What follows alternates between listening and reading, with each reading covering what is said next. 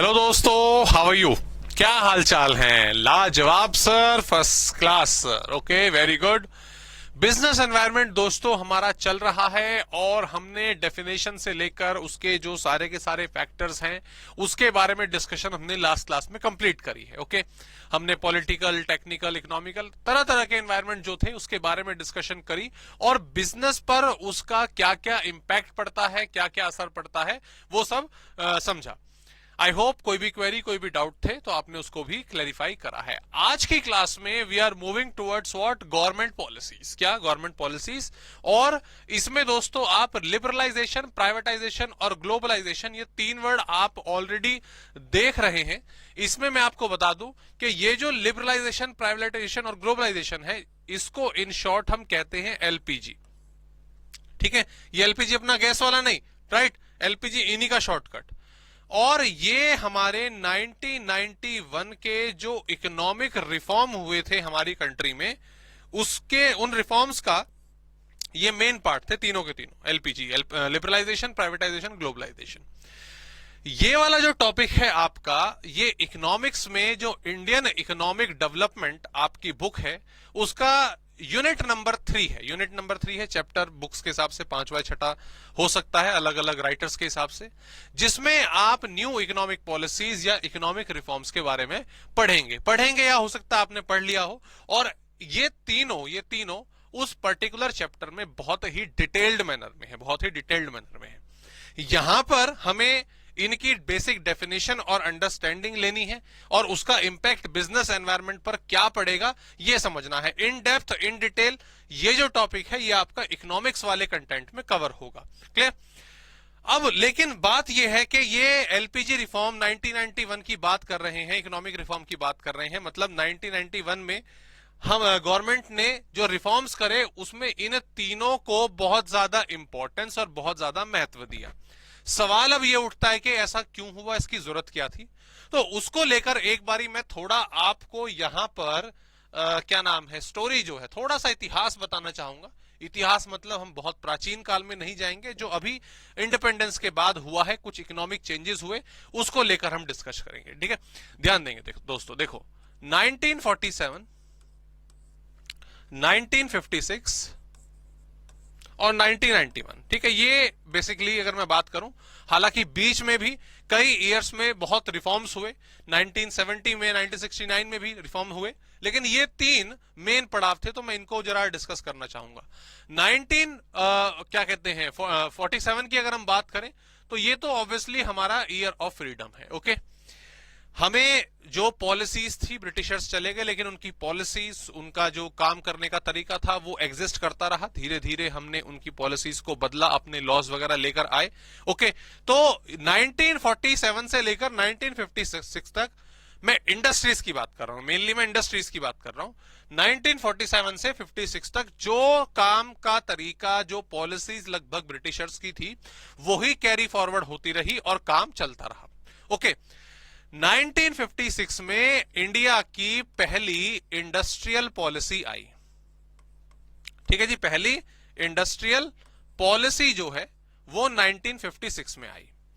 1956 में, और इसके बाद भी जब कई रिफॉर्म्स हुए, पॉलिसीज में चेंज हुए दोस्तों, तो मैं आपको यह बताना चाहता हूं कि मान लीजिए ये इंडस्ट्रियल वर्ड है, तो इसमें से ये हिस्सा, ऊपर वाला हिस्सा गवर्नमेंट अपने पास रखती थी और प्राइवेट सेक्टर के पास बहुत ही कम, परफॉर्मेंस के लिए बहुत ही कम एरिया आता था। इन शॉर्ट डेप्थ में हम डेफिनेशन वाइज नहीं जाने वाले हैं। इन शॉर्ट, अर्ली ईयर्स में, आपके इंडिपेंडेंस के अर्ली ईयर्स में जो इकोनॉमिक पॉलिसीज आई, जो इंडस्ट्रियल पॉलिसीज आई, उसमें गवर्नमेंट ने प्राइवेट सेक्टर को नकारा। प्राइवेट सेक्टर की जो एक तरह से इन्वॉल्वमेंट है इकोनॉमिक एक्टिविटीज में, उसको कम रखा। बहुत सारे सेक्टर, बहुत सारी फील्ड जो प्रोडक्ट की होती हैं, जहां पे सर्विसेज वगैरह दी जाती हैं, वो गवर्नमेंट ने अपने कंट्रोल में रखी कि भाई हम बनाएंगे। ठीक है, प्राइवेट सेक्टर को इसमें आने की कोई परमिशन नहीं है। सिर्फ 10-12 मेजर सेक्टर्स थे जो प्राइवेट सेक्टर्स के लिए खुले हुए थे। ठीक है, बाकी मोस्टली जो कंट्रोल था वो गवर्नमेंट सेक्टर का था। क्लियर? ये स्टोरी 1956 से शुरू हो गई थी। 1956 से शुरू थी। मैं इन शॉर्ट बता दूं तो तीन कैटेगरी बनाई गई थी। तीन कैटेगरी बनाई गई थी। एक जो गवर्नमेंट सेक्टर यानी कि पब्लिक सेक्टर के लिए थी, इसमें 17 इंडस्ट्रीज थी। इसमें 17 इंडस्ट्रीज थी। गवर्नमेंट सेक्टर, पब्लिक सेक्टर मतलब प्राइवेट सेक्टर को आने की भी परमिशन नहीं है। क्लियर? उसके बाद प्राइवेट सेक्टर को 12 इंडस्ट्रीज, 12 क्षेत्र जो है, 12 एरियाज जो है वो दिए गए कि यहां पर आप काम कर सकते हो। और जो रिमेनिंग था उसमें गवर्नमेंट भी काम कर सकती है और प्राइवेट भी काम कर सकती है। ठीक है? और प्राइवेट पर कई सारे रिस्ट्रिक्शंस जो है वो गवर्नमेंट लगा सकती है। दरअसल इनका पर्पस क्या था कि ये गवर्नमेंट चाहती थी कि भाई अभी अभी इंडिपेंडेंस मिली है, ठीक है, हम एकदम से जो पूंजीपति हैं, जो कैपिटलिस्ट है, उनके हाथों में सारा पैसा नहीं दे सकते, सारी जो फील्ड है वो नहीं दे सकते, क्योंकि वो फिर अपने मतलब के लिए काम करेंगे तो सोशल बेनिफिट के लिए हो सकता है जो गवर्नमेंट के रूल्स एंड रेगुलेशन है वो बेकार हो जाए। तो बेसिकली गवर्नमेंट का ये पर्पस था कि अपने पास ज्यादा कंट्रोल रहना चाहिए। साथ ही एक चीज और, इसी इंडस्ट्रियल पॉलिसीज में जो एफडीआई है यानी कि फॉरेन डायरेक्ट इन्वेस्टमेंट, उसको भी कम तवज्जो, कम इंपॉर्टेंस दी गई। बाहर से अगर कोई आपका सामान इंडिया में बेचना चाहता है तो उस पर बहुत सारी रिस्ट्रिक्शंस, हाई टैक्स रेट्स जो थे वो थे, तो और शेयर होल्डिंग उनको ज्यादा नहीं मिलती थी। रीजन बीइंग वो चाहते थे कि जो डोमेस्टिक कंपनीज हैं हमारी, जो हमारे इंडिया में प्रोडक्ट बना रही हैं, बेच रही हैं, उनको मौका मिले। बाहर से आए और सीधा यहां पे काम अपना खत्म कर दें तो मतलब डोमेस्टिक वालों का, तो अभी तो आजादी मिली है 1947 बाहर वालों से, फिर दोबारा वो इंडस्ट्रीज आएंगी, अपना काम यहां पे फैलाने लग जाएंगी। तो ये बेसिकली गवर्नमेंट का थॉट प्रोसेस था कि गवर्नमेंट कंट्रोल ज्यादा रहे और बाहर वालों को भी हम ज्यादा यहां पर आने ना दें, बाहर की कंपनीज को। ठीक है? कुछ साल तक ये सिलसिला आपका चला, लेकिन over the period poor performance, poor management, a high level of corruption, ठीक है, ये सब चीजें देखने को मिलती रही। जितने सोर्सेज, जितना पैसा पब्लिक सेक्टर यानी कि गवर्नमेंट सेक्टर की कंपनीज में इन्वेस्ट हुआ, उसका जो रिटर्न है वो इतना ज्यादा, इतना अच्छा नहीं मिला। मोस्टली कंपनीज आपकी लॉस मेकिंग रही। उसमें लेवल ऑफ आपका क्या नाम है, लेवल ऑफ पुअर मैनेजमेंट बहुत ज्यादा था, वहां पे करप्शन का लेवल बहुत ज्यादा था, और ये अक्सर आज भी बहुत सारी इंडस्ट्रीज में देखने को मिलता है। बट एट दैट टाइम बहुत ही ड्रास्टिक सिचुएशंस जो हैं ओवर द पीरियड इकट्ठी होती चली गई। नतीजा ये आया जब 1980s का दौर आया, 1980s का दौर आया, तो 1980s में गवर्नमेंट के जो नुकसान थे, कहने का मतलब गवर्नमेंट के ऊपर कर्जा था, कंट्री के ऊपर कर्जा था, जो कंट्री की फिस्कल डेफिसिट, घाटा होता है बजट में, वो एक्सट्रीमली बढ़ने लगा, बहुत ज्यादा बढ़ने लगा।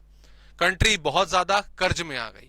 ठीक है? उस टाइम पे वो आपने कई बार बचपन से सुना होगा, सिचुएशन ऐसी थी कि हर आदमी पर इंडिया के 15-15, 20-20 लाख का कर्ज था। अगर हम एवरेज निकाले तो इतने डेट में हम दब गए थे।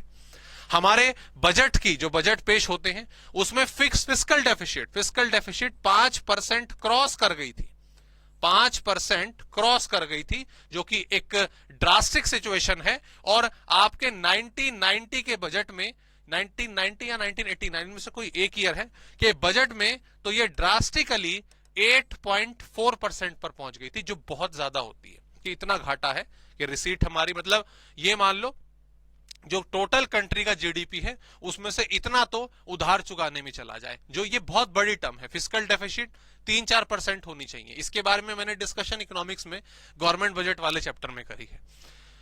Got it? तो ये एक बड़ी समस्या आने लग गई थी। अच्छा, उधार वो हो गया था, जैसे मैंने बताया कि भाई हम बाहर कंट्री से लगातार लोन ले रहे हैं। दूसरा, ये वाली सिचुएशन, जो घाटा है वो होने लग गया। अब क्योंकि प्रोडक्शन हो नहीं रहा है, जैसे मैंने बोला ना कि मोस्टली कंट्रोल गवर्नमेंट के पास है, तो इतना हाई लेवल प्रोडक्शन नहीं हो रहा। और आपको मालूम होगा 1971 के बाद 1981, 1991 में हमारी पॉपुलेशन बहुत स्पीड के साथ बढ़ी थी। तो जो 1971 में बड़े पैदा हुए थे, वो इस डेट तक आते आते उनकी अच्छी एज हो गई थी। ठीक है? तो वो भी क्या है, एम्प्लॉयमेंट की गुहार कर रहे हैं, उनकी भी अपनी डिमांड है। एम्प्लॉयमेंट है नहीं, डिमांड है, प्राइस बढ़ रहे हैं। तो 1980s में और 80s के दौर में जो हमारी कंट्री है वो डेफिनेटली एक, कह लीजिए, एक बुरी सिचुएशन की तरफ, एक गलत सिचुएशन की तरफ जाने लग गई थी। ठीक है, बहुत सारे पॉइंट जैसा कि हमने डिस्कस करा, कर्जा बढ़ रहा है, एम्प्लॉयमेंट अपॉर्चुनिटीज नहीं है, महंगाई बढ़ रही है, हमारी फिस्कल डेफिसिट घाटा वो लगातार बढ़ रहा है, तो बड़ी समस्या हो गई थी। क्लियर? और ऐसा नहीं है कि मतलब ये पॉलिसी बुरी थी, हम ये नहीं कह सकते, उस टाइम पर हम नहीं थे, उस टाइम पर क्या सिचुएशन थी, क्या सोचकर डिसीजन लिए गए। ऑब्वियसली रीजन जैसा कि मैंने बताया, गवर्नमेंट नहीं चाहती थी कि कैपिटलिस्ट इकोनॉमी हमारी बन जाए, पूंजीपतियों के हाथ में देश आ जाए, और बाहर वालों को इसलिए रोका गया। अभी तो गए हैं, अभी तो गए थे, फिर दोबारा बुला लो।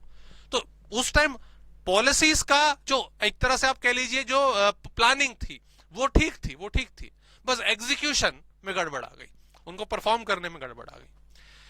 अब दिक्कतें हैं तो सीधी सी बात है, इनको एक तरह से सॉल्व भी करना है, हम इसके भरोसे नहीं बैठे रह सकते। तो उस टाइम पर फिर 1991 में हमारी कंट्री की NEPI न्यू इकोनॉमिक पॉलिसी 1991, इसमें बहुत सारे चेंजेस इकोनॉमी के स्ट्रक्चर में हमारे देश के इंडस्ट्रियल सेक्टर में करे गए, बहुत रिफॉर्म करे गए, और जैसा कि मैंने बोला इन डिटेल ये इकोनॉमिक्स का पार्ट है।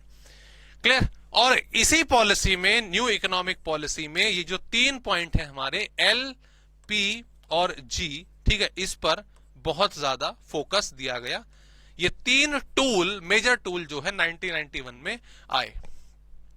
ठीक है, 1991 में जब ये पॉलिसीज चेंज हुई, उसके बाद हमारे जो आर्थिक हालात थे, जो सिचुएशंस थी दोस्तों, वो धीरे धीरे इंप्रूव होनी शुरू हुई।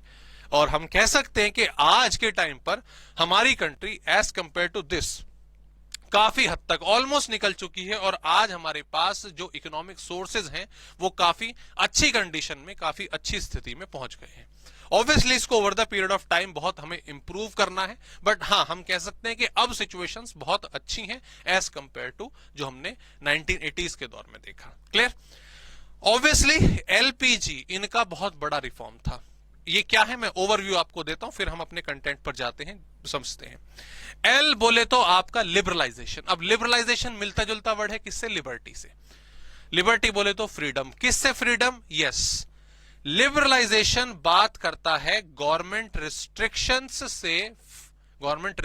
से फ्रीडम की।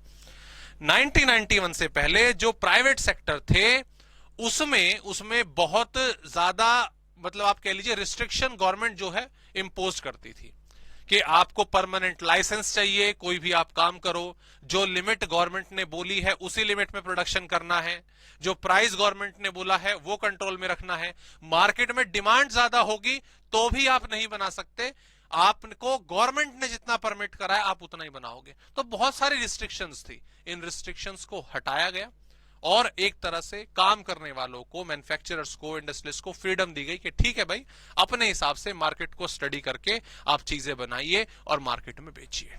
ये फ्रीडम उनको दी गई। ऐसे ही अभिषेक बच्चन की एक मूवी है, आप देखिएगा, गुरु, ठीक है, जिसमें उन्होंने एक इंडस्ट्रियलिस्ट का रोल करा है। ठीक है, बहुत अच्छी मूवी है, मैं रिक्वेस्ट करूंगा आप इसको देखिएगा।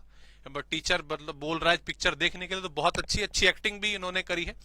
अक्सर हम इनकी बुराई करते हैं, बट ठीक है, कुछ मूवीज तो इनकी बहुत अच्छी हैं, तो धूमधाम मत देखना, ठीक है, ये देख लेना, ये आपको हेल्प भी करेगी। इन चीजों के बारे में आपको देखने को मिलेगा कि किस तरीके से उन्होंने वहां पर थोड़ा सॉल्यूशन निकाला, काम बढ़ाया, वगैरह वगैरह।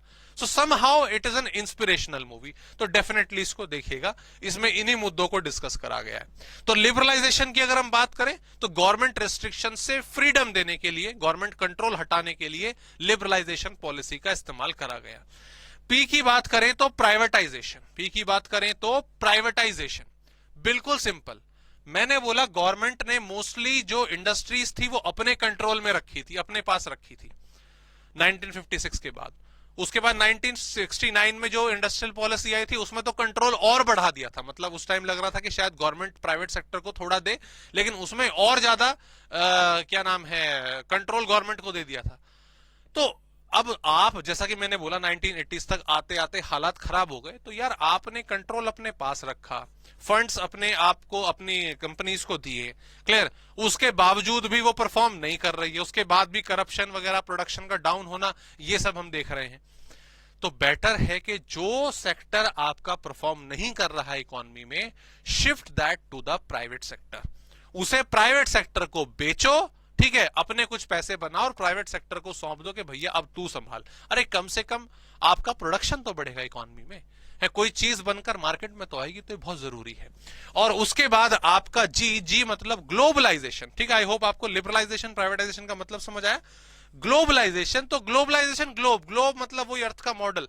तो अर्थ भाई, जैसे मैंने बोला यहां पर कि पहले की पॉलिसीज में आपका जो एफडीआई है उसको इंपॉर्टेंस नहीं दी गई, बाहर इंडस्ट्रीज को रोका गया, बाहर वाले को इंडिया आने से रोका गया, उस पे heavy duties, heavy tax, heavy tariffs लगाए गए ताकि वो इंडिया में आके सामान ना बेच सके। ठीक है, आपने उनको रोक दिया, वो आ रहे हैं, वो नहीं बेच रहे यहां पे, लेकिन डोमेस्टिक कंपनीज आपकी वेल परफॉर्म नहीं कर रही हैं, अच्छे प्रोडक्ट उनके नहीं आ रहे हैं, उनका प्रोडक्ट इंडिया के बाहर कोई खरीदने को तैयार ही नहीं है। क्यों? क्वालिटी पुअर है, टेक्नोलॉजी पुअर है। तो इस चीज को अपने आप को अपडेट करने के लिए, मॉडर्नाइज रखने के लिए ग्लोबलाइजेशन की पॉलिसी आई। ग्लोबलाइजेशन में जो एफडीआई है, आपका फॉरेन डायरेक्ट इन्वेस्टमेंट है, उसको बढ़ावा दिया गया। फॉरेन कंपनीज को बोला गया आइए आप हमारे यहां पर बेचिए। इससे होगा क्या कि भाई बाहर वाले यहां पर आकर बेचेंगे तो यहां पर थोड़ा कंपटीशन तो बढ़ेगा, कंपटीशन बढ़ेगा तो अपने वाले थोड़े जागेंगे तो सही, ये भी अच्छा बनाएंगे, वो भी अच्छा बनाएंगे, बाहर से वो पैसा इन्वेस्ट करने के लिए इंडिया में लेके आएंगे, एम्प्लॉयमेंट जो है वो राइज होगी। तो इस पर्पस से ग्लोबलाइजेशन जो है उसको भी इंपॉर्टेंस दी गई। तो नतीजा ये कि हाँ कि तीनों पॉलिसीज ने अच्छा वर्क करा over the period of time. इसमें कुछ छोटे मोटे मॉडिफिकेशंस, लिमिट की चेंजेस करी गई, बट हाँ इनका हमारी कंट्री के ऊपर एक अच्छा इंपैक्टफुल रिजल्ट जो है वो देखने को मिला। क्लियर? तो यही चीज हम यहां पर डिस्कस कर रहे हैं कि जो गवर्नमेंट की पॉलिसीज हैं तीनों की तीनों, लिबरलाइजेशन, प्राइवेटाइजेशन, ग्लोबलाइजेशन, ये क्या है और इसका हमारे बिजनेस एंड इंडस्ट्री पर क्या असर पड़ा, क्या इंपैक्ट पड़ा। ठीक है, लेकिन उससे पहले आइए इन तीनों की जो डेफिनेशन है दोस्तों हम वो लिख लेते हैं। डेफिनेशन में मैं आपको जो नॉर्मल डेफिनेशन है मैं वो लिखा रहा हूं, अपनी बुक्स वगैरह से आप कोई सेकेंडरी डेफिनेशन भी लिख सकते हैं। कंसेप्ट सेम है, आपका डेफिनेशन में वर्ड्स वगैरह थोड़े बहुत चेंज हो सकते हैं। तो लिबरलाइजेशन की बात करें तो liberalisation is the policy of providing freedom from excess or unnecessary restrictions of the government.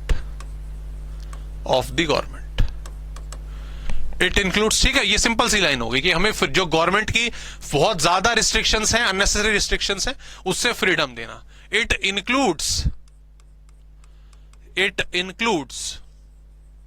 इसके अंदर क्या क्या इंक्लूड है? तो कई तरह के रिफॉर्म्स हैं दोस्तों इसके अंदर आपका एक टैक्स रिफॉर्म आता है। टैक्स स्ट्रक्चर को जो बहुत डिफिकल्ट था उसको सिंपल बनाया गया। इसके अलावा इसमें फाइनेंशियल रिफॉर्म जो है दोस्तों वो भी आता है। इसमें फाइनेंशियल रिफॉर्म के अंदर बेसिकली बैंक से रिलेटेड रिफॉर्म करे गए, बैंक्स को फ्रीडम दी गई आपके अलग अलग सेक्टर्स में इन्वेस्ट करने की। इसके अलावा इसमें इंडस्ट्रियल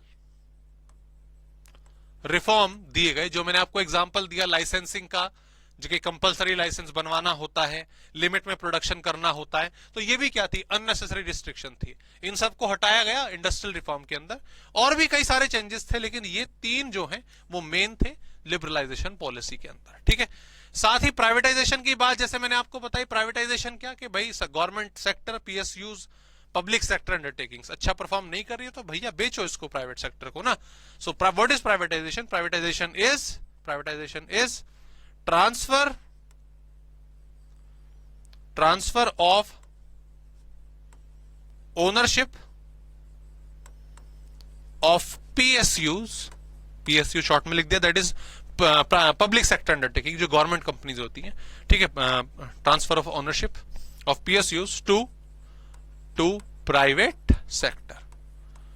सेक्टर को इसमें आपका ट्रांसफर करना। ठीक है, इसका फॉर एग्जांपल डिसइन्वेस्टमेंट इसी को कहते हैं, जब आप गवर्नमेंट जो है अपनी सरकारी कंपनियों को प्राइवेट सेक्टर को बेच देती है, दैट इज व्हाट डिसइन्वेस्टमेंट। और बहुत सारी सरकारी कंपनियां जैसे कि आपने अक्सर नाम सुना होगा, जैसे ओएनजीसी है, कोल इंडिया लिमिटेड है, इंडियन ऑयल कॉर्पोरेशन है, Gas Authority of India Limited है, Steel Authority of India Limited है, भारत हैवी इलेक्ट्रॉनिक्स लिमिटेड है, बहुत सारी हैं। ठीक है, आपकी तकरीबन Navratna company, Maharatna companies, mini ratna companies, इस तरह से क्लासिफाइड हैं अलग अलग पीएसयूज। और सर्च करिएगा, ये नॉलेज के लिए बहुत जरूरी है, महारत्ना, मिनी रत्ना और नवरत्ना। ठीक है, तो इसमें टोटल मेरे ख्याल से मिला के 100 के अराउंड कंपनीज हैं जो गवर्नमेंट सेक्टर कंट्रोल में आती हैं, और गवर्नमेंट को जब जरूरत पड़ती है पैसे की या लगता है कि लॉस मेकिंग है तो इनके डिसइन्वेस्टमेंट गवर्नमेंट धीरे धीरे करती है। ठीक है, उसके बाद आता है ग्लोबलाइजेशन। ग्लोबलाइजेशन की अगर हम बात करें तो उसकी भी जैसे हमने डिस्कशन करा कि एक तरह से ये फ्रीडम है जो हमने रेस्ट ऑफ द वर्ल्ड को दी। ठीक है, हम अदर कंट्रीज के साथ अपना इंटीग्रेशन बढ़ाते हैं। तो ये क्या है, ये क्या है? Globalisation is about increasing integration, लगाव, जुड़ाव with rest of the world for इसमें तीन चीजें आती है। ठीक है, ग्लोबलाइजेशन के अंदर दोस्तों याद रखिएगा तीन चीजें आएंगी, ए बी सी, और ये क्या है? ये है free flow of goods and services, free flow of investment, ठीक है, और उसके बाद फ्री फ्लो ऑफ पीपल। ये तीन चीजें मेन फोकस के लिए रखी गई हैं ग्लोबलाइजेशन के अंदर। What is that mean? Free flow of goods and services.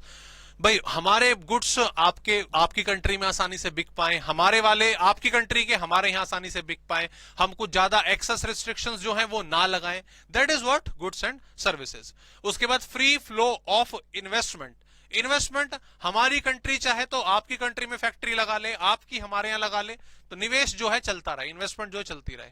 और ऐसे ही पीपल, ये एम्प्लॉयमेंट के लिए, हमारे लोग आपके वहां जाके काम कर ले, आपके हमारे यहां पर आके काम कर सकते हैं, कोई दिक्कत इसमें नहीं होनी चाहिए। तो जो लगाव है, इट्स लाइक के बॉर्डर्स जो हैं उनको ओपन करना आपके रेस्ट ऑफ द वर्ल्ड के लिए। बट ऑब्वियसली हर किसी के लिए नहीं, हमारे पड़ोसी ऐसे नहीं है कि भाई बॉर्डर खोल दियो और आ जाओ। It's all about under the various policies, कई टर्म्स एंड कंडीशन के साथ। ओके, सो ये दोस्तों तीन चीजें हमने लिबरलाइजेशन, प्राइवेटाइजेशन और ग्लोबलाइजेशन जो है ये समझी कि किस तरीके से गवर्नमेंट ने इन पॉलिसीज को इंपॉर्टेंस दी। और जैसा कि मैंने बताया 1991 में जो रिफॉर्म्स जो थे हुए उसके अंडर इसको रखा गया मेन। ठीक है, ओके, इकोनॉमिक्स के अंदर इन डेप्थ ये डिटेल आपको पढ़ना है, लेकिन हमारा जो मुद्दा है, हमारा मुद्दा है बिजनेस स्टडीज को लेकर। गवर्नमेंट ने पॉलिसीज तो बनानी, गवर्नमेंट ने चेंजेस तो कर लिए, लेकिन इसका हमारे बिजनेस और इंडस्ट्री के एनवायरमेंट पर, बिजनेस एनवायरमेंट की बात कर रहे हैं ना, इन पॉलिसीज का क्या असर पड़ा बिजनेस एनवायरमेंट के ऊपर, इंडस्ट्रीज के ऊपर। तो दोस्तों अगर हम ध्यान दें, सबसे पहला पॉइंट तो बड़ा ही सिंपल। ठीक है, हालांकि मैंने इसका ना एक दोस्तों शॉर्टकट बनाया है अब सिंपल से याद करने के लिए, हालांकि है इजी सारे के सारे, .ncc। ठीक है, क्या अभी देखते हैं, लेकिन पहले टॉपिक्स को डिस्कस करते हैं। ठीक है, सबसे पहला है इंक्रीजिंग कंपटीशन। देखो अगर हम यहां पर ध्यान दें, मैं आपको इसका एग्जांपल देता हूं। आपने वो टेलीफोन तो देखे ही है, हेलो उठाते हैं, हेलो घर में लगे रहते हैं, है ना, कनेक्ट। अब तो खैर मोबाइल हो गए, बट ऑब्वियसली जो आपका टेलीफोन है, पहले तो वो आपका वायरिंग के थ्रू घर पे रखा रहता था, उठाकर आप हेलो बोलते थे। तो जो आपका टेलीफोन की सर्विसेज है वो इंडिया में गवर्नमेंट कंट्रोल्ड के तहत दी जाती थी, MTNL, BSNL और VSNL। ठीक है, ये तीन अलग अलग कंपनीज थी। MTNL अगर हम बात करें, महानगर टेलीफोन निगम लिमिटेड, इसमें दिल्ली और मुंबई आते हैं। ठीक है, BSNL भारत संचार निगम लिमिटेड, बाकी ऑल ओवर इंडिया ये प्रोवाइड करती थी।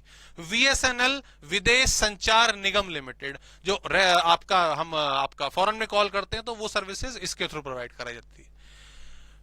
आज के टाइम पे क्या होता है, आज के टाइम पे आप अगर फोन पे कोई बुक कर दो किसी के और फोन से कि भाई हमें सिम चाहिए फोन की, तो आपके घर पे देने आ जाते हैं, या आपके घर के पास ही सर्विस स्टेशन होता है, अपना एक कार्ड ले जाओ, आधार कार्ड ले जाओ, आइडेंटिटी कार्ड ले जाओ, आपको तुरंत नंबर मिल जाता है। ठीक है, in a fraction of time, 5 minute 10 minute में मिल जाता है। क्लियर? पहले 10-10 15-15 साल वेट कर जाना पड़ जाता था नंबर के लिए, नंबर ही नहीं आता था, इतना स्लो प्रोसेस था इनका कि भाई अभी सर्विसेज नहीं है, पैसे जमा कराओ, और बहुत टाइम इसमें लगता था, तब जाके आपके घर में एक फोन लगता था इन द ओल्ड टाइम। लेकिन जब से प्राइवेटाइज हुआ, प्राइवेट सेक्टर्स इसमें इन्वॉल्व हुए, रेस्ट ऑफ द वर्ल्ड हुए, तो कंपटीशन क्या हो गया? बढ़ गया। कंपटीशन बढ़ गया तो इसका मतलब क्या है? हर एक सेलर को, हर एक प्रोड्यूसर को अपनी सर्विसेज सुधारने के लिए एफर्ट डालने ही पड़े। तो अब जब गवर्नमेंट ने पॉलिसीज को चेंज करा और प्राइवेट सेक्टर को इन्वॉल्व कर दिया, रेस्ट ऑफ द वर्ल्ड को इन्वॉल्व कर दिया, कंपटीशन का लेवल इमीडिएटली बढ़ा, और उसके हिसाब से फिर हर पर्टिकुलर कंपनी को अपने आप को चेंज करना पड़ा, अपनी पॉलिसीज को चेंज करना पड़ा। आप ये मानिए कि उन्हें अपने आप को सुधारना पड़ा। तो वही चीज यहां पर कही है, due to abolition of licensing requirement and entry of multination company, बाहर वाले यहां पहुंच गए ना, competition for Indian firms has increased specially in the services of telecom, airlines, ठीक है, आपका बैंकिंग, इंश्योरेंस, बहुत सारे, जहां कहीं पर भी, कोल्ड ड्रिंक में भी, सॉफ्ट ड्रिंक में भी, पहले गोल्ड स्पोर्ट नाम की हमारी कोल्ड ड्रिंक बिका करती थी, कैंपा कोला बिका करती थी, लेकिन अब पेप्सी और कोका कोला जब बाहर से आए तो धीरे धीरे उनका टेक ओवर शुरू हुआ। क्लियर? और इतना ज्यादा कंपटीशन हो गया यहां पे कि धीरे धीरे उन्होंने पूरी मार्केट पर अपना कब्जा कर लिया, यहीं पर अपनी फैक्ट्री डाली। क्यों? यस, अपनी क्वालिटी इंप्रूव करके और कंपटीशन को अपना खत्म करके। तो ये चीज जो है इंडियन मार्केट में देखने को मिली, और हर प्रोड्यूसर फिर प्राइस पर और क्वालिटी पर, दोनों पर पूरी मेहनत से काम करने लगा। मोर डिमांडिंग कस्टमर, यस, ये भी चीज यहां पे आपकी दिखाई देने लगी, क्योंकि मैं आपको बता दूं इसमें अब ऑप्शंस बढ़ गए। इसमें अब क्या बढ़ गए? ऑप्शंस बढ़ गए। मोर डिमांडिंग कस्टमर का मतलब क्या है? पहले सेलेक्टेड ऑप्शंस होते थे, कार खरीदनी है तो भैया फिएट और मारुति खरीद लो, है ना, कोल्ड ड्रिंक पीनी है तो गोल्ड स्पोर्ट की P low, Campa Cola P low, TV है तो अपना टेक्सला आया करता था पहले, है पुराना, वो हो गया, वीडियोकॉन, जो भी, एक दो ऑप्शन। लेकिन now there are wide range of products, आपके किसी भी फील्ड में चले जाइए, फोन, टीवी, कपड़े, कुछ भी, तो कंज्यूमर क्या है, समय के हिसाब से आपका यहां पर, यस, आपका मोर डिमांडिंग हो गया है। रीजन बीइंग सेम, कि कंपटीशन बढ़ने की वजह से अब उसके पास वाइडर चॉइस आ गई है, और जैसा कि मैंने बोला कि हर पर्टिकुलर सेलर या प्रोड्यूसर प्राइस और क्वालिटी का अब बहुत ज्यादा ध्यान रखने पड़ा। क्यों? क्योंकि उसको अब मार्केट में कंपीट करना है। साथ ही अगर हम बात करें, यस, मार्केट ओरिएंटेशन, ये बहुत इंपॉर्टेंट चीज अब यहां पर आ गई है। मार्केट ओरिएंटेशन का मतलब जो आपने बेसिकली 11th क्लास में पढ़ा ना, demand supply, demand equals to supply. Market में किस चीज की डिमांड है, क्या क्वालिटी चाहिए, क्या एक बायर प्राइस देने को तैयार है, उसकी नीड क्या है। अब ऑब्वियसली बहुत सोच समझकर जो है आपका प्रोडक्ट को बनाया जाता है। साथ ही अपने आप को बनाए रखने के लिए, अपनी क्वालिटी को बनाए रखने के लिए एडवर्टीजमेंट कहिए, प्रमोशन कहिए, सेमिनार कहिए, बहुत सारी चीजें। कहने का मतलब अब जो है प्रोड्यूसर अपने आप को मार्केट में झोंक देता है कि भाई ये सब हमें करने ही करने हैं। क्लियर? तो earlier the firm product oriented होते थे, बनाओ और मार्केट में भेज दो, where they use to produce first and go to the market for sale later. पहले बना दो, मार्केट में पहुंच जाएगा, बिक जाएगा। पर अब ऐसा नहीं है। But now firm have to study and analyse the market first. पहले जरा समझते हैं बेसिकली क्या है मार्केट में, और उसके बाद अपना गुड बनाएंगे। बहुत सारे ऑप्शंस, आपका रिसर्च कहिए, एडवर्टाइजमेंट कहिए, सेल्स प्रमोशन कहिए, जैसे बॉग ऑफ होता है आपका, ठीक है, मतलब by one get one free, मतलब ये वेरियस स्कीम्स जो हैं वो हमें मार्केट में देखने को मिल गई हैं। Yes, the very important point यहां पर हमारा क्या निकल कर आया, rapid change in technological environment. ये पॉइंट मुझे आपको बताने की जरूरत ही नहीं है। आज से 10 साल पहले, मतलब अगर हम 10 तो नहीं, थोड़ा ज्यादा, 15 साल पहले व्हाट्सएप, फेसबुक, आपका ये इंस्टाग्राम, आपकी सोशल मीडिया मार्केटिंग, यूट्यूब, इसके बारे में कोई रैपिडली इतना सोच सकता था, इतने एडवांस लेवल पे सोच सकता था? नहीं। पर अब देखो, अब दुनिया इसी के तरफ जो है आपका फैल रही है, और कोई बड़ी बात नहीं है कि आने वाले 5 साल 10 साल के अंदर कुछ चेंज हो जाए। आज से 10-15 साल पहले हम सोच सकते थे क्या कि इतना कंफर्टेबली हम घर पे बैठ के पढ़ सकते हैं? एक मेट्रो सिटीज की अगर मैं बात करूं, एक अर्बन सिटीज की मैं बात करूं, तो वहां पर तो फैसिलिटीज जो हैं अवेलेबल हैं आसानी से, कि भाई आपको ट्यूशन सेंटर, टीचर्स आसानी से मिल जाएंगे। बट अगर आप सेमी अर्बन एरिया में चले जाएं, ठीक है, आप रूरल एरिया में चले जाएं, वहां पर जो टीचर्स हैं उनकी अवेलेबिलिटी इतनी नहीं होती। लेकिन अब देखो, आप किसी भी गांव में चले जाइए, आप वहां पर क्लासेस जो है 1-to-1 इस तरीके से ले सकते हैं, कोई प्रॉब्लम नहीं। जस्ट बिकॉज ऑफ की जो टेक्नोलॉजी है उसने अपने आप को इतना ग्रूम कर लिया है कि चीजें अब आसान हो गई हैं, राइट? तो कहने का मतलब क्या है कि टेक्नोलॉजी की जो आपका अपग्रेडेशन हुआ है वो बहुत ही ज्यादा एक्सेसिव लेवल पे है, और ये मानिए अभी भी हो रहा है, अभी रुका नहीं है, चल रहा है। कुछ ना कुछ चेंजेस आते ही रहते हैं। क्लियर? तो वही पॉइंट इसने बोला कि टेक्नोलॉजिकल की वजह से जो स्मॉलर फर्म है उनके लिए थोड़ी डिफिकल्टी हुई है, बट यस, टेक्नोलॉजी आज के टाइम पर मार्केट में सरवाइव करने के लिए, ग्रो करने के लिए बहुत ज्यादा एक जरूरी फैक्टर हो गया है। उसके बाद अगर मैं 5वें पॉइंट की बात करूं दोस्तों, 5वां point, 5th point, this is not new, necessity of change. Yes, dynamic. ये क्या बिहेवियर बता रहा है? डायनामिक। ये किसको बता रहा है? इम्प्रोवाइजेशन। ये किसको बता रहा है? इम्प्रोवाइजेशन। और दिस पेंडेमिक जो कोरोना हमने फेस की है, इसने हमें सबसे इंपॉर्टेंट चीज यही बताई है, नेसेसिटी ऑफ चेंज। अपने आप को चेंज करना, अपने आप को मॉडिफाई करना, अपग्रेड करना, इम्प्रोवाइज करना बहुत ज्यादा जरूरी है। अगर आप अपने आप को समय के हिसाब से नहीं बदलेंगे, अपने आप मतलब ठीक है, ये नहीं कि बॉडी बिल्डर एक्सरसाइज वगैरह शुरू कर दी, we are talking about the business. अगर आज के टाइम पर भी एक शॉपकीपर यही सोच रहा है कि दुकान खुलेगी तो मैं बेचूंगा, कस्टमर आएगा तो मैं बेचूंगा, तो क्या उसकी सेल्स उस लेवल को मीट कर पाएंगी? Definitely not. You must have a website now. आपको अपने आप को अमेजन पे, सेलिंग प्लेटफॉर्म पे कनेक्ट करना होगा, आपको सोशल मीडिया के थ्रू या जैसे भी लोगों के घर तक पहुंचना होगा। आपको यहां आने की जरूरत नहीं है, हम घर पहुंचाते हैं। So these are the facilities जो बहुत जरूरी हैं। चेंज करना, अपने बिजनेस पैटर्न को मॉडिफाई करना बहुत ज्यादा जरूरी है, ठीक है। और वो यही चीज कह रहे हैं कि 1991 से पहले हम एक स्टेबल पॉलिसीज पर चलते थे, ये जो चल रहा है चलने दो, दैट्स नॉट ओके, ये बिल्कुल ठीक नहीं है। रिसर्च एंड इनोवेशन करते रहना बहुत ज्यादा जरूरी है, अपने आप को अपग्रेड करते रहना। Need for developing human resources, yes, यहां पर अगर हम बात कर रहे हैं तो यहां पे नॉलेज की बात हो रही है, यहां पर उनकी स्किल की बात हो रही है, ये इंप्रूव होने बहुत जरूरी है।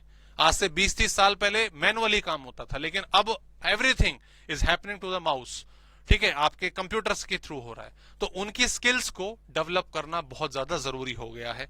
ऐसा नहीं तो नहीं कर सकते ना कि भाई काम से निकाल दो आप जीरो हो गए, नहीं, उनकी स्किल इंप्रूव करना, अब खुद भी करना बहुत जरूरी है।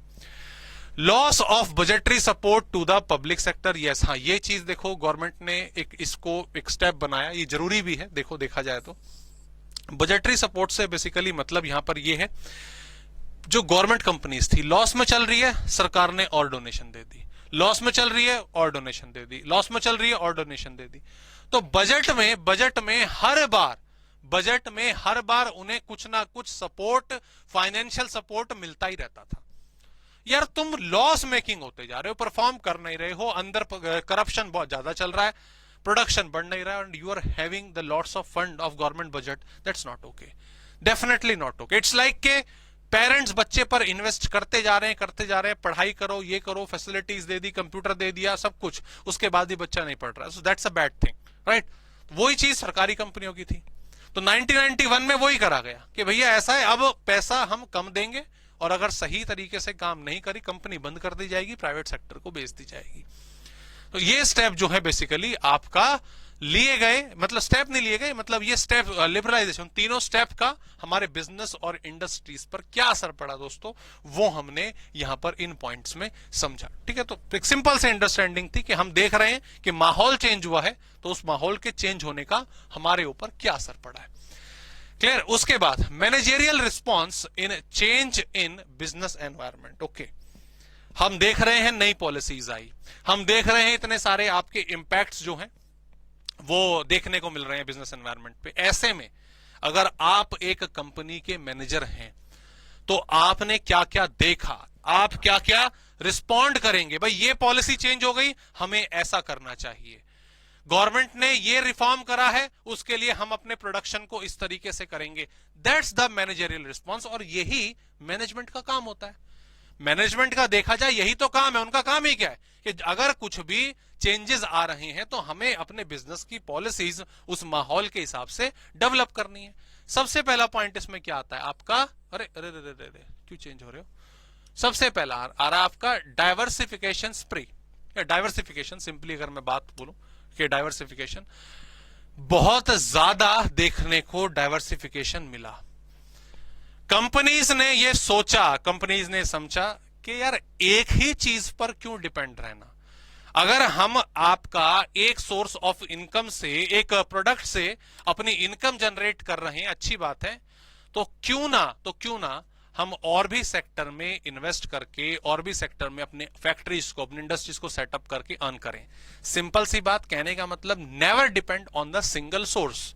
अपने आप को मल्टीप्लाई करिए, अपने आप को अलग अलग एरियाज में इन्वेस्ट करिए, दैट इज इंपॉर्टेंट। क्लियर। और एग्जाम्पल जैसा कि हम देखते हैं आज के टाइम पे, यहां पे लिखा हुआ ऑलरेडी, बट मैं आपको नॉर्मली अगर बताऊं, रिलायंस, ठीक है, कितने एरियाज में आजकल है, वो टेलीकॉम में आपको देखने को मिलेंगे, वो टेक्सटाइल में आपको देखने को मिलेंगे, पेट्रोकेमिकल्स में देखने को मिलेंगे, आपका जियो ऑब्वियसली आपका जो फेमस ब्रांड बन गया है उसमें आप देखने को मिलेंगे, आपको होम फाइनेंस में देखने को मिलते हैं, तो एग्रीकल्चरल एक्टिविटीज में देखने को मिलता है। That is what diversification. They start from the petrochemical, लेकिन ठीक है, अपनी मैंने काम को बढ़ाया, गवर्नमेंट की पॉलिसीज, लाइसेंसिंग बंद हो गई, कंट्रोल बंद हो गया, बढ़ाओ काम को। सिमिलरली जो अदानी का हम देखते हैं आज के टाइम पे वेरियस फील्ड्स में वो अपने आप को बढ़ा रहे हैं। Tata already a big name from the past, उन्होंने तो पता नहीं कितने सेक्टर्स में अपनी इंडस्ट्रीज को सेटअप करा हुआ है। तो ये चीज क्या है, ये बड़ी प्यारी चीज, बड़ी अच्छी चीज कि डाइवर्सिफिकेशन मैनेजर्स ने, मैनेजमेंट ने अपने एरियाज में करी, क्यों लाइसेंसिंग खत्म हो गई, कंट्रोल कम हो गए, फ्रीडम मिल गई, so let's spread over and over, जगह जगह पर फैलते हैं। इसके अलावा यस, ये चीज और देखने को मिली, joint venture, consolidations of multinational companies. Yes, एक कंपनी यहां की अच्छी चल रही है, मारुति सुजुकी, चलो खत्म करते हैं बात, मारुति सुजुकी, ये क्या है, बहुत बड़ा जॉइंट वेंचर। अब शायद ये खत्म हो गया, अब इनके बीच में बिजनेस एग्जिस्ट नहीं करता, बट दुनिया को, स्पेशली इंडिया को गाड़ी चलाना, एक अच्छी इकोनॉमिकल गाड़ी मैनेज करना किसने, मारुति सुजुकी ने बताया। ये क्या था, जॉइंट वेंचर। जॉइंट वेंचर क्या होता है, जब दो इंडस्ट्रीज मिलकर एक पर्टिकुलर टारगेट पर काम करती हैं। जैसे पहले हीरो होंडा थी, हालांकि अब ये भी अलग हो गई है, हीरो होंडा का it is a joint venture, वो एक साथ मिलकर काम करते हैं, एक प्रोजेक्ट पे काम करते हैं। तो इससे फायदा क्या होता है, it is like a partnership, है ना भाई, उनके पास रिसोर्सेज हैं, हमारे पास मार्केट है, हमारे पास मार्केटिंग स्किल है, आओ मिलते हैं, दोनों मिलके कमाते हैं, दिक्कत क्या है ना। तो ये चीज भी बहुत ज्यादा देखने को मिली। ऐसे ही ब्रांड बिल्डिंग, ये बहुत जरूरी है, बहुत जरूरी है, ये स्पेशली एमएनसीज के लिए, एमएनसीज के लिए एडवर्टीजमेंट पे, प्रमोशन पे बहुत ज्यादा पैसा लोगों ने, कंपनीज ने खर्च करना शुरू करा, क्योंकि नाम जो है वो क्रिएट करना बहुत ज्यादा जरूरी है। जैसा कि हम एलजी, सैमसंग, हुंडई, बड़ी बड़ी कंपनीज की देखते हैं, एडवर्टीजमेंट देखते हैं, प्रोडक्ट देखते हैं, बहुत ही ओरिएंटेड। जैसे मैं फॉर एग्जांपल, मैं आपको एग्जांपल देता हूं, I O a car of Hyundai. Okay, अब एक बार क्या हुआ कि मैं सर्विसेज के लिए, कार सर्विस के लिए गया, तो कार सर्विस के लिए गया, तो मैं जब वापस घर आया तो कुछ रफ चल रही थी गाड़ी, उसमें फंक्शन जो था एक परफॉर्म नहीं कर रहा था। मैंने शोरूम को फोन करा कि भाई ये इशू है, इतनी स्मूथ गाड़ी नहीं चल रही है।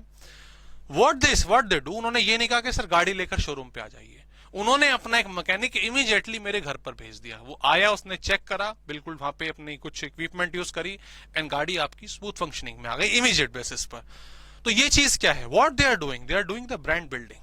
ठीक है, कस्टमर को कार बेच दी, उन्होंने टाटा वैवे बोल दिया, नहीं, वो बाद में भी अपनी सर्विसेज जो हैं वो दे रहे हैं। और ऐसा नहीं कि सिर्फ Hyundai, बहुत सारी की सारी रेप्यूटेड जो हमारी खुद की इंडियन कंपनी, टाटा है, महिंद्रा है, वो सब इस चीज से जुड़ रही हैं। ठीक है, आपको गाड़ी बेच दी गई तो इसका मतलब ये नहीं टाटा वाइब हो गई, अब आप हमारे परिवार का हिस्सा बन गए हैं। कोई भी दिक्कत हो, खराबी हो, आप शेयर कर सकते हैं, हम उसे कंट्रोल करेंगे। तो ये एक बहुत ही इंपॉर्टेंट इंपैक्ट पड़ गया है। रीजन बीइंग इसके पीछे वही कंपटीशन का बढ़ना। कंपटीशन इतना है, कहीं पर भी गलती करी तो गड़बड़ हो जाएगी। ठीक है, use of latest technology, yes, इसमें हम देख रहे हैं कि टेक्नोलॉजी को अपग्रेड करना बहुत जरूरी है, सिंपल सा पॉइंट आपका, अदरवाइज काम नहीं चलेगा। Sharply improve compensation level, yes, अगर हम बात कर रहे हैं आपकी, ये इतने सारे यहाँ पे इंजीनियर्स हैं, इतने सारे ग्रेजुएट्स हैं, वो इमीडिएटली आपके बढ़े हैं, काम कर रहे हैं। तो अगर हम देखें पास्ट टाइम में पहले सैलरीज कम हुआ करती थी, लेकिन इमीडिएटली अब हाईली स्किल्ड जो आपके क्या नाम है, मैन पावर है, उनकी सैलरी एकदम से बढ़ी है। तो ये चीज भी हमें देखने को मिली कि भाई हमें इन इंजीनियर्स को, इन रैपिडली हायर मैनेजर्स को इंपॉर्टेंस देनी पड़ेगी और उनको उनकी जो रेम्यूनरेशन है, जो कंपनसेशन है, वो सही तरीके से बढ़ानी पड़ेगी। और ये वाला पॉइंट यस इंपॉर्टेंट है काफी ज्यादा, कस्टमर फोकस। ठीक है, ये जो एग्जांपल मैंने आपको दिया आपका, ये अभी आगे चल के, हालांकि ये पॉइंट हम एक चैप्टर पढ़ेंगे मार्केटिंग मैनेजमेंट, तो उसमें भी इसको डिस्कस करा जाएगा। Customer focus, tata bye bye नहीं बोलनी है, हमें उनसे जुड़े रहना है, उनके लिए वेरियस स्कीम्स लेके आनी है, प्राइस और क्वालिटी का भी ध्यान रखना है। क्लियर? तो दोस्तों ये कुछ इंपॉर्टेंट पॉइंट्स जो हमने यहां पर देखे बिजनेस एनवायरनमेंट के अंदर की गवर्नमेंट की पॉलिसीज ने किस तरीके से इन्फ्लुएंस करा, किस तरीके से असर डाला हमारे बिजनेस के एनवायरनमेंट पर। ठीक है, आगे आप इसके जो क्वेश्चन है वो डिस्कस करेंगे, कुछ क्लासेस हमारी एड ऑन होती है तो हम उनको भी करते हैं। बाकी मिलते हैं आपसे नेक्स्ट क्लास में। कोई भी क्वेरी, कोई भी डाउट अगर आपको इसका आएगा तो डेफिनेटली पूछेगा। ठीक है, मिलते हैं आपसे नेक्स्ट क्लास में। Please take care.